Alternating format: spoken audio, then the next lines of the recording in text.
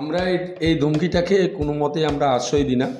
বাংলাদেশকে আমরা মানে নিছক একটা নিকৃষ্ট মানের কথাবার্তা কালকেও আমরা দেখেছি। বিএনপি লিডার আমাদের মানবিক মুখ্যমন্ত্রী মমতা বন্দ্যোপাধ্যায় ব্যঙ্গ করছিলেন কালকে।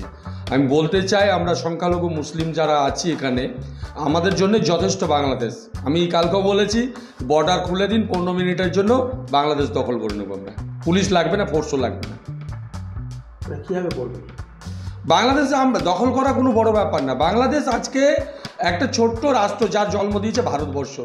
তাদের শরণার্থীদেরকে আমাদের মাল্লায় 7 লক্ষ শরণার্থীকে তখন আমাদের ভারতবর্ষ সরকার আশ্রয় দিয়েছিল, তাদের খাওয়ান দাওয়ান করিয়ে তাদেরকে নিজের দেশে পাঠিয়েছিল। সে বাংলাদেশ আজকে যে নিজের জাতির পিতাকে চেনে না, মূর্তি ভাঙে, তাদের কাছ থেকে আর কি আশা করতে? এই হুমকি যে দিচ্ছে, হুমকির পরিপ্রেক্ষিতে আপনারা কীভাবে অ্যাকশন করবেন? আমাদের অ্যাকশন, আমরা তো বলেছি যে 15 মিনিটের জন্য পুলিশ লাগবে না, খুলে দিক বর্ডার। আমরা যারা সংখ্যালঘু মুসলিম আছি পশ্চিমবঙ্গে, আমাদেরই যথেষ্ট দখল করা বাংলাদেশ। লাগবে না গোটা ভারতবর্ষ।